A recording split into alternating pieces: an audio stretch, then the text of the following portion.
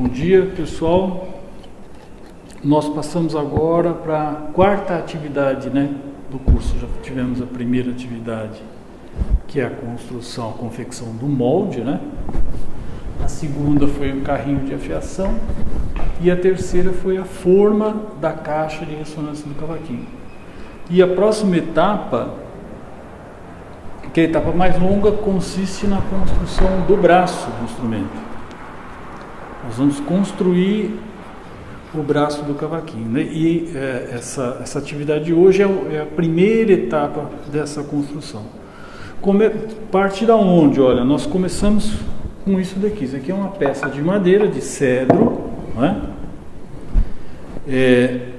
Essa peça de madeira de cedro vai ser cortada. Se a minha assistente puder mostrar aqui, essa peça que vai ser cortada aqui assim, e essas três partes aqui.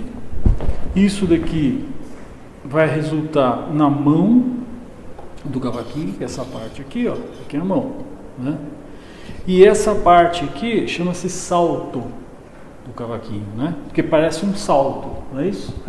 E ela é feita com essas três componentes. De que maneira? Eu pego isso daqui, Primeiro, então, a operação cortar, Daí eu faço isso. Isso e isso, que colados vamos transformar nisso daqui. Se depois disso eu ainda colo uma lâmina de madeira clara, no caso um maple, e uma lâmina de uma madeira escura, assim,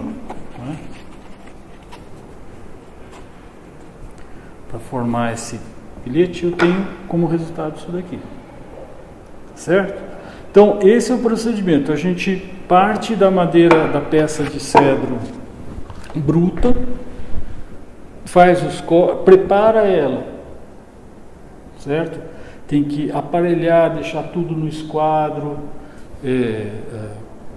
com as faces paralelas, Depois de feito esse esquadrejamento, essa preparação, nós fazemos os cortes, a colagem e depois o entalhe, do braço, tá? Então hoje nós vamos ver como se prepara essa madeira e como se corta e cola essas partes, tá? Que ferramentas nós precisamos para fazer isso? Nós precisamos de uma plana,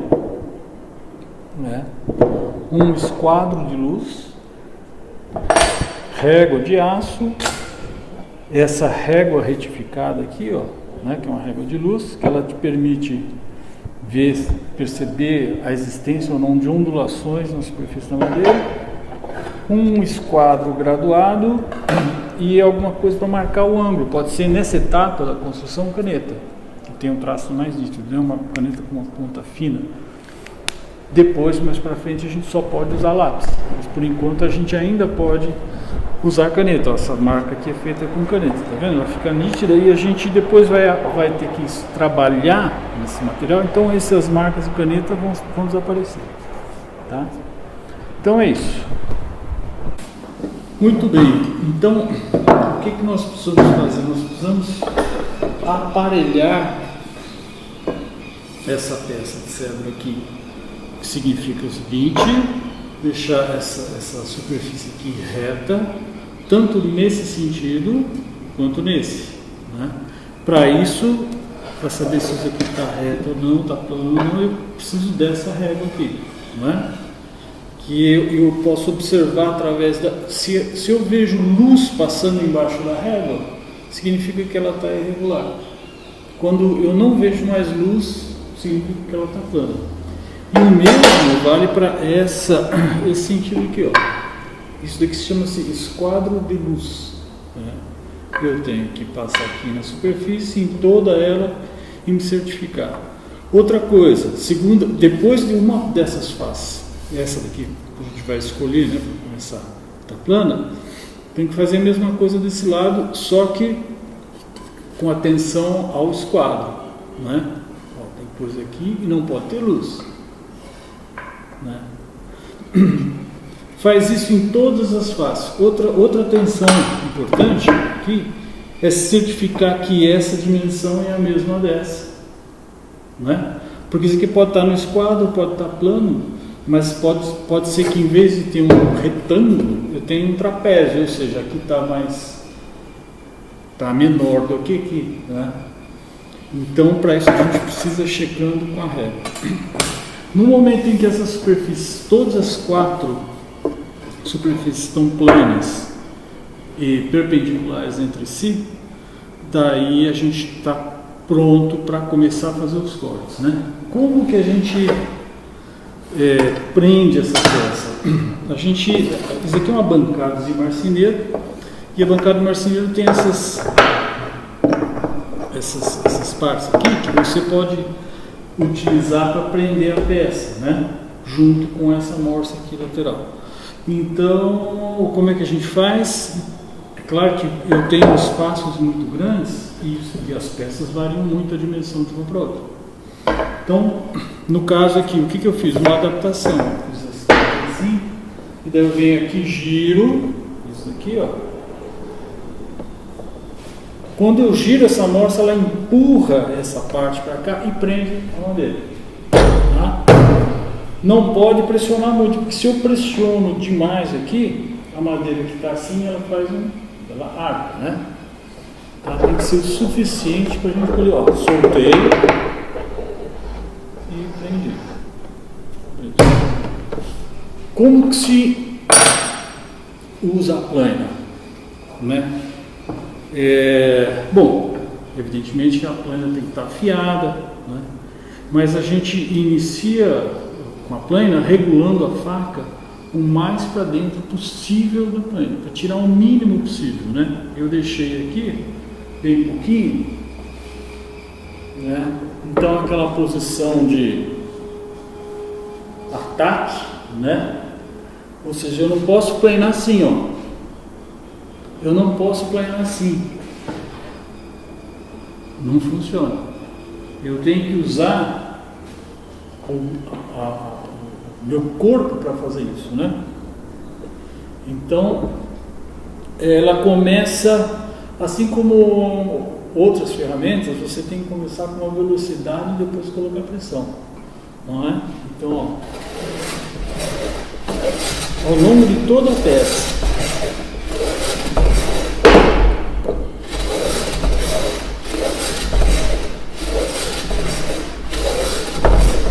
e o que está saindo aqui?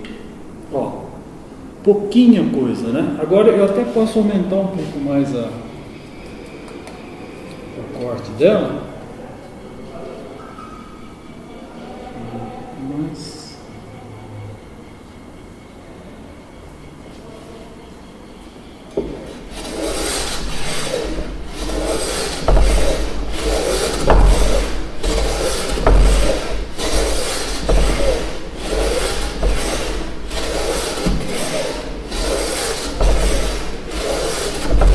Vocês vejam que o ângulo de ataque que eu estou usando não é esse, é esse.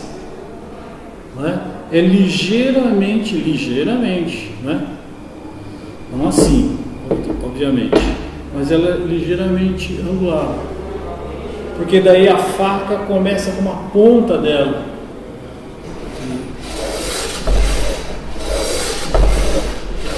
Vou tirar bem pouquinho, gente. Ó, pouca coisa, né? Checagem. Será que a câmera consegue pegar aqui?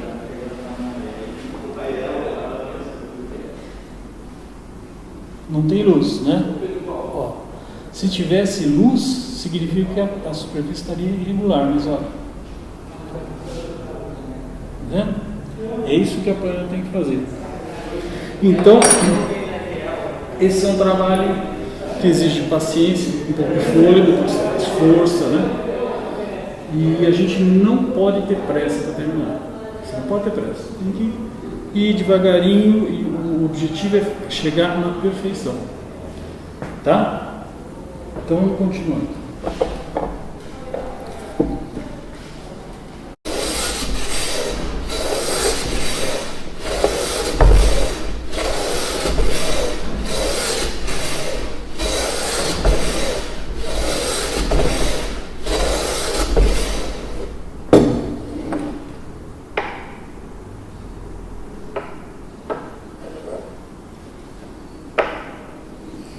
Tá pronto.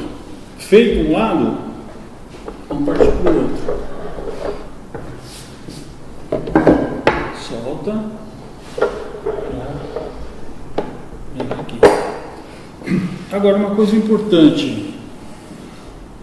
Eu passo a plana daqui para cá ou daqui para cá, né? Isso é um problema. Muitas vezes é óbvio isso, às vezes não. E qual é a razão disso? Às vezes a fibra da madeira tem uma certa orientação que favorece o corte de um sentido e não de outro, né? A gente percebe isso pelo tato, sabe? Eu estou passando a mão aqui, ó, eu tenho uma certa sensação, e quando eu volto a mão eu tenho uma outra sensação. A minha sensação é que assim a madeira é áspera, ao passo que aqui ela é mais lisa. Então, se ela é lisa, significa que ela aceita a plana nessa direção. É claro, quando a madeira tem a orientação dela é bem linheirinha, isso fica mais fácil, mas a maioria das vezes, e algumas madeiras em especial, por exemplo, a embuia, as linhas são todas onduladas, então não tem uma maneira correta, né, de passar a plana. Vamos ver se está certo aqui. Então apertei, né, agora com mais cuidado, porque essa superfície pode ficar arredondada, né?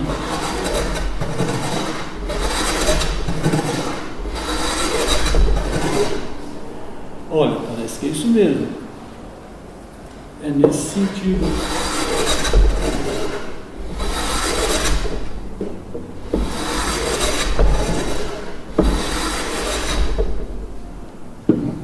Já começa a checar aqui.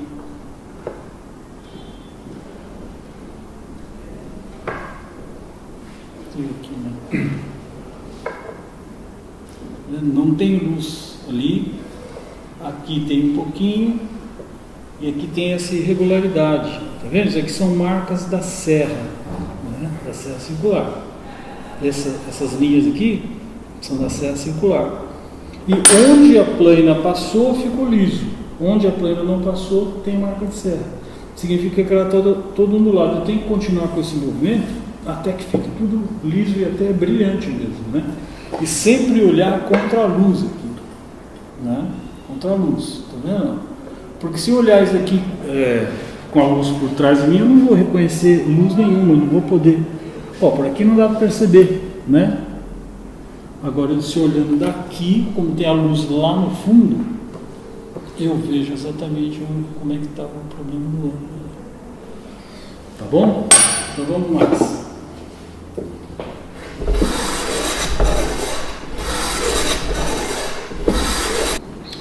Bom, agora fiz uma face, outra face e outra face. Agora é a última delas. E aqui uma forma alternativa de prender a peça, uma peça longa de madeira mais fina do que a do braço, que é 20, a gente trabalha normalmente com 20 de espessura, né? E presa com esse sargento. E aqui uma outra peça também fina, presa com 2 sargentos. Como ele está ligado aqui, ó, eu posso apertar, né? Pelo menos. Né? Então essa peça vai se deslocando aqui e vai apertando. Isso é útil para quê?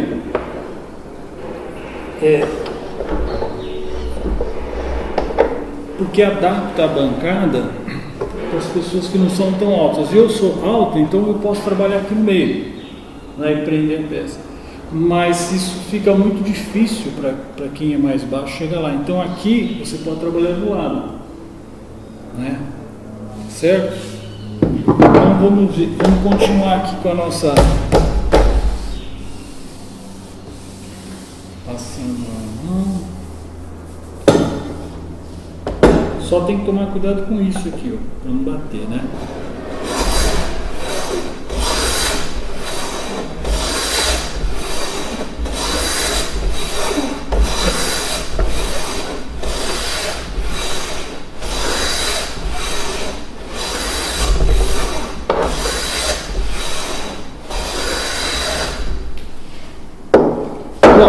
sair um cavaco fininho assim. Onde está o meu compasso de luz? Uma falta dele. Ah, não, vou fazer o que está aqui.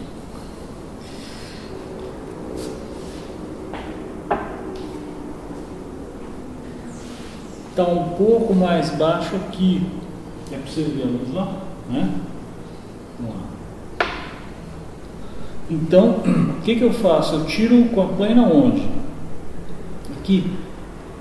Não é? Porque essa parte vai baixar e vai encostar na luz lá. Vai estar no geral no meio.